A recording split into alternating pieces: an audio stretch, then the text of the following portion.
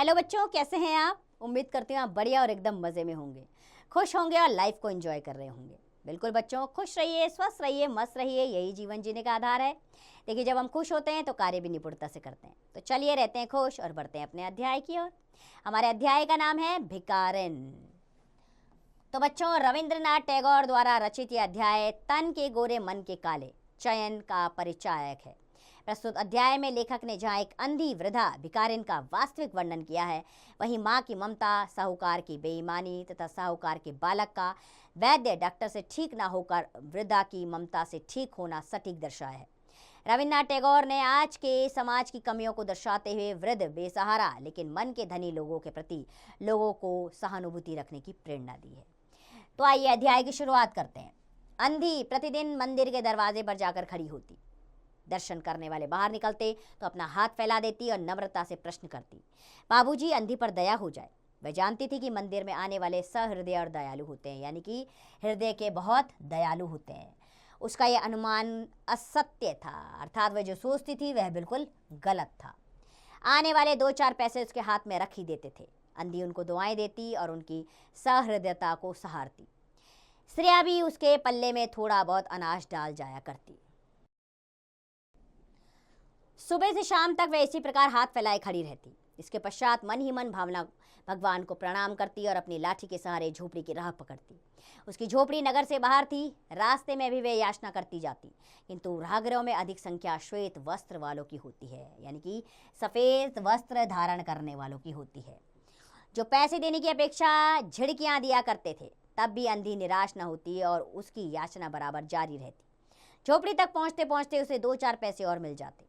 झोपड़ी के समीप पहुंचते ही एक 10 वर्ष का लड़का उछलता कूदता आता और उसे लिपट जाता। अंधी टटोल कर उसके मस्तक को चूमती। बच्चा कौन है, किसका है, कहाँ से आया, इस बात से कोई परिचित ना था। 5 वर्ष हुए। पास पड़ोस वालों ने उसे अकेला देखा था। इन्हीं दिनों एक दिन संध्या समय लोगों ने उसकी गोद में एक बच्चा देखा। वह रो रहा था। अंधी उसका माथा चूम चूम कर उसे चुप कराने का प्रयत्न कर रही थी। यह कोई असाधारण घटना ना थी, अतः किसी ने भी ना पूछा कि बच्चा किसका है। उसी दिन से यह बच्चा अंधी के पास था और प्रसन्न था। उसको वह अपने से अच्छा खिलाती और पहनाती। अंधी ने अपनी झोपड़ी में एक हांडी गाड़ रखी थी। संध्या समय जो कुछ मांग कर लाती उसमें डाल देती और उसे किसी वस्तु से ढांप देती, इसलिए कि दूसरे व्यक्तियों की दृष्टि उस पर ना पड़े। खाने के लिए अन्न काफ़ी मिल जाता था। उससे काम चलाती। पहले बच्चे को भरपेट खिलाती, फिर स्वयं खाती। रात को बच्चे को अपने वक्ष यानी कि हृदय से लगाकर वहीं पड़ी रहती। प्रातःकाल होते ही उसको खिला पिलाकर फिर मंदिर के द्वार पर जा खड़ी होती। काशी में सेठ बनारसी दास बहुत प्रसिद्ध व्यक्ति थे। बच्चा बच्चा उनकी कोठी से परिचित था। बहुत बड़े देशभक्त और धर्मात्मा थे, यानी कि धर्म को मानने वाले। धर्म में उनको बड़ा पक्ष था। दिन के 12 बजे तक वह धर्म ध्यान में संलग्न रहते थे। उनकी कोठी पर हर समय भीड़ लगी रहती थी। कर्ज के इच्छुक यानी कि इच्छा रखने वाले इच्छुक तो आते ही थे, परंतु ऐसे व्यक्तियों का भी तांता बंधा रहता था जो अपनी पूंजी सेठ जी के पास धरोहर के रूप में रखने आते थे। सैकड़ों भिखारी अपनी जमा पूंजी इन्हीं सेठ जी के पास जाकर जमा कर देते थे। अंधी को भी यह बात ज्ञात थी, किंतु पता नहीं वह अपनी कमाई यहाँ जमा करने से क्यों हिचकिचाती रही।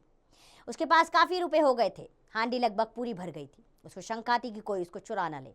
एक दिन संध्या समय अंधी ने वह हांडी उखाड़ी और अपने फटे हुए आंचल में छुपाकर सेठ जी की कोठी में जा पहुंची। सेठ जी बही खाते के पृष्ठ उलट रहे थे। उन्होंने पूछा, क्या है बुढ़िया? अंधी ने हांडी उनके आगे सरका दी और डरते डरते कहा, सेठ जी, इसे अपने पास जमा कर लो। मैं अंधी अपाहिज कहाँ रखूंगी फिरूंगी। सेठ जी ने हांडी को देखकर कहा, इसमें क्या है?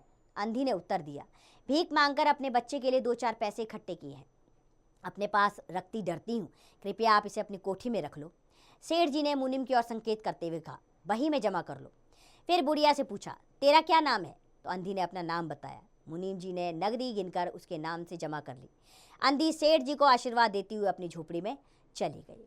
उसके बाद 2 वर्ष बहुत सुख से बीते। इसके पश्चात एक दिन लड़के को ज्वर ने आ दबाया, यानी कि बेहद तेज बुखार आ गया लड़के को। अंधी ने दवा दारू की, झाड़ फूक से भी काम लिया, टोने टोटके की परीक्षा की, परंतु संपूर्ण प्रयत्न व्यर्थ सिद्ध हुए। लड़के की दशा दिन प्रतिदिन बुरी होती गई। अंधी का हृदय टूट गया। साहस ने जवाब दे दिया। निराश हो गई, परंतु फिर भी ध्यान आया कि संभवतः डॉक्टर के इलाज से फायदा हो जाए।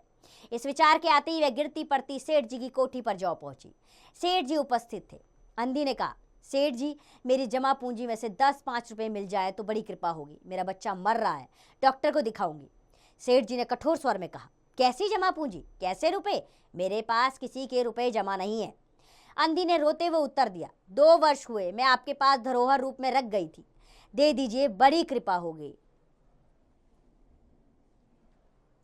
सेठ जी ने मुनीम की ओर रहस्यमय दृष्टि से देखते हुए कहा, मुनीम जी, जरा देखना तो, इसके नाम से कोई पूंजी जमा है क्या? तेरा नाम क्या है री?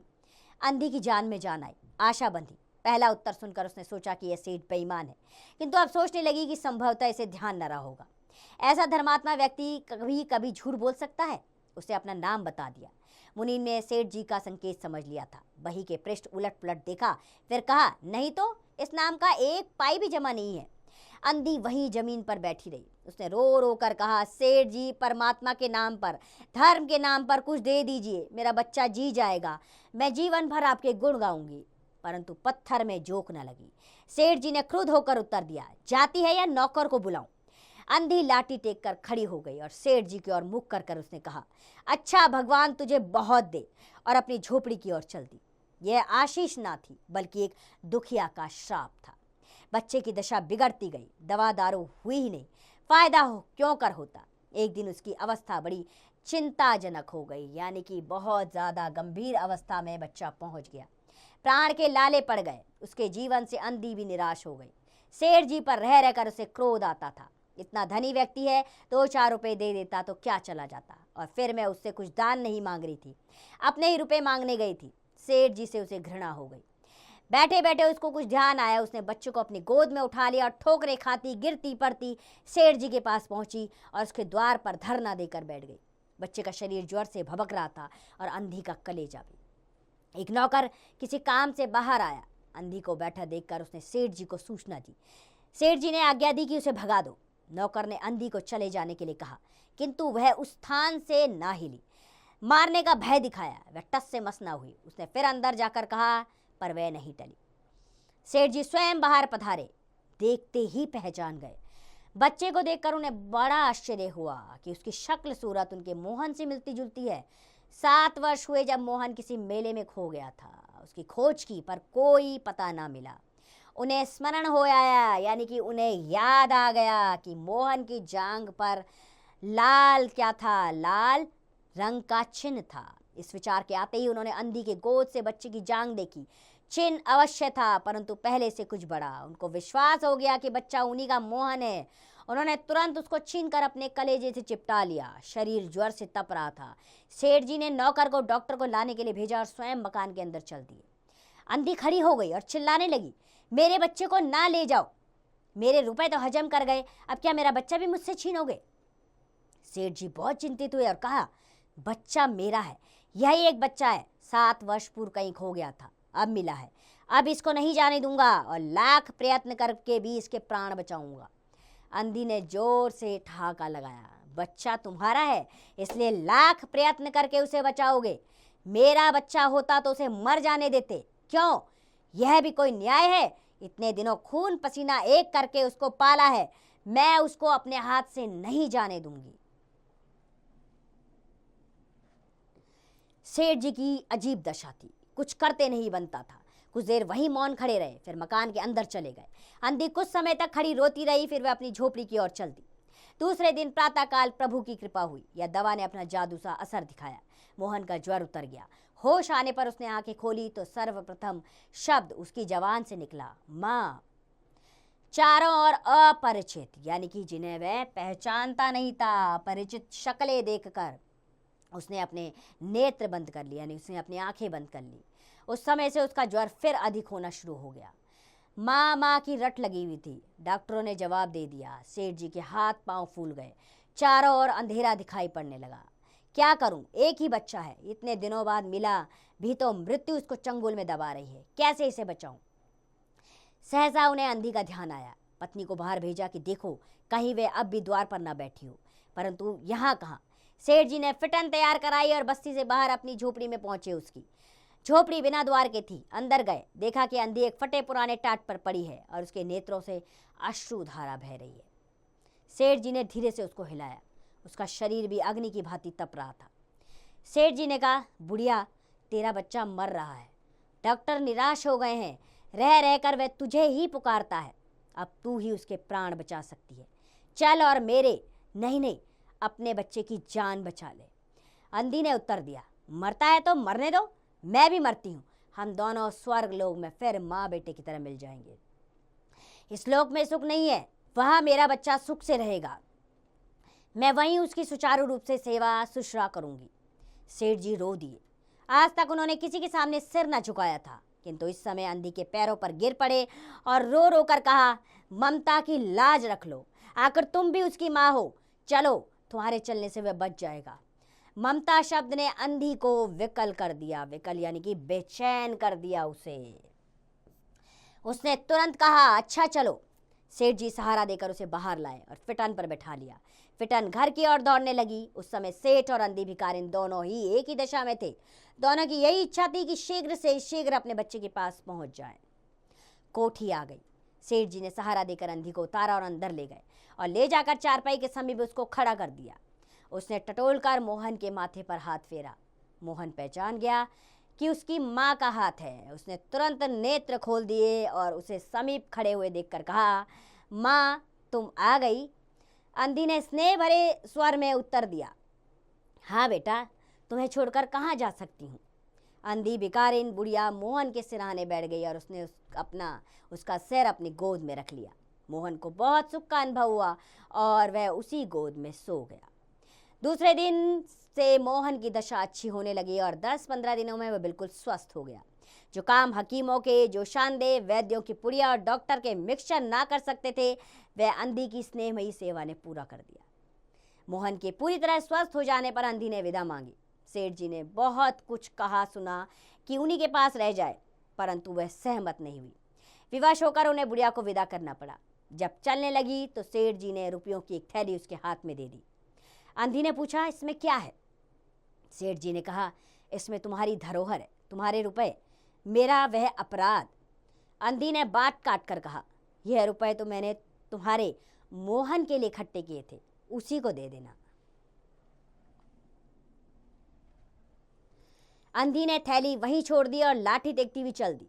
बाहर निकलकर फिर उसने घर की ओर नेत्र भी नहीं उठाए। उसके नेत्रों से अश्रु बह रहे थे, किंतु वह भिखारिन होते हुए भी सेठ जी से महान थी। इस समय सेठ याचक था और वह दाता। तो बच्चों, रविंद्रनाथ टैगोर द्वारा लिखी गई ये कहानी जो बहुत ही मार्मिक है, मन को छू देती है, जिसमें बताया गया है कि अपने पराये का कोई भेद नहीं होता। एक माँ और पुत्र का रिश्ता केवल जन्म से नहीं होता, कर्म से भी होता है।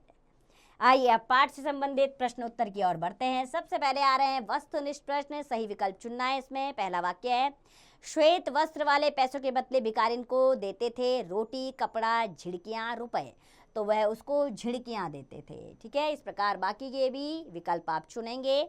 हम अगले प्रश्न पर आते हैं। लघु उत्तरीय प्रश्न है। प्रश्न है इसमें पहला, अंधी भिखारिन भीख मांगने कहाँ जाती थी? तो अंधी भिखारिन भीख मांगने मंदिर के बाहर जाती थी। इस प्रकार बाकी के प्रश्नों के उत्तर दीजिएगा बच्चों आप स्वयं। अगले प्रश्न दीर्घ उत्तरीय प्रश्न है। प्रश्न है इसमें, वृद्धा भिखारिन के दैनिक क्रियाकलाप पर प्रकाश डालिए। वृद्धा भिखारिन सुबह उठकर अपने बच्चों को खिला पिलाकर मंदिर के बाहर भीख मांगने जाती थी और फिर दिन भर यह कार्य करके वापस अपने बच्चे के पास खाना लेकर आती थी और उसको पहले सारा खाना खिलाती थी, उसके बाद जो बचता था स्वयं खाती थी और फिर बच्चे के साथ आनंद से सो जाती थी। इस प्रकार बाकी के प्रश्नों के उत्तर स्वयं दीजिएगा बच्चों आप। हम आगे बढ़ जाते हैं।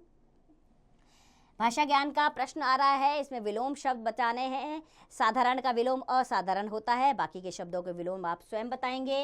अगला प्रश्न है, इसमें वाक्य बनाना है जिसे दर्शन का जिसकी हमें मंदिर में भगवान के दर्शन करने हैं। ठीक है, इस प्रकार बाकी के शब्दों के वाक्य प्रयोग कीजिएगा आप। चलिए व्याकरण ज्ञान पर आते हैं। यहाँ पर आपको भाववाचक संज्ञा के बारे में बताया गया है कि किस प्रकार जातिवाचक शब्दों से भाववाचक संज्ञा का निर्माण किया जा सकता है। ठीक है, सर्वनाम से भाववाचक संज्ञा का निर्माण किया जा सकता है, विशेषण से और क्रिया शब्दों से भी भाववाचक संज्ञाएं बनाई जा सकती हैं। अब आते हैं रचनात्मक कार्य पर। विश्व प्रसिद्ध रविंद्रनाथ टैगोर की अन्य कहानियों को पढ़कर उनके भावों को समझने का प्रयत्न कीजिए। माँ की ममता विषय पर 20 वाक्य लिखिए। तो माँ की ममता को 20 शब्दों में समेट पाना मुश्किल है, लेकिन फिर भी ये कार्य आप ज़रूर कीजिएगा, क्योंकि माँ की ममता का यानी कि उसका विश्व में स्थान बहुत ही अद्भुत है और जिसकी सीमा नहीं है। तो बच्चों, मुझे पूरी उम्मीद है ये दिल को छूने वाली कहानी आपको बहुत अच्छी लगी होगी और इससे मिलने वाली सीख को अवश्य जीवन में अपनाएं आप, और कभी किसी के साथ गलत व्यवहार ना करें, क्योंकि गलत व्यवहार का नतीजा हमें इसी जन्म में झेलना पड़ता है। इसीलिए अच्छे कर्म करें तो आपके साथ भी अच्छा होगा। इसी विचार के साथ खुश रहिए, सुखपूर्वक रहिए और स्वस्थ रहिए और इसका अभ्यास करते रहिए।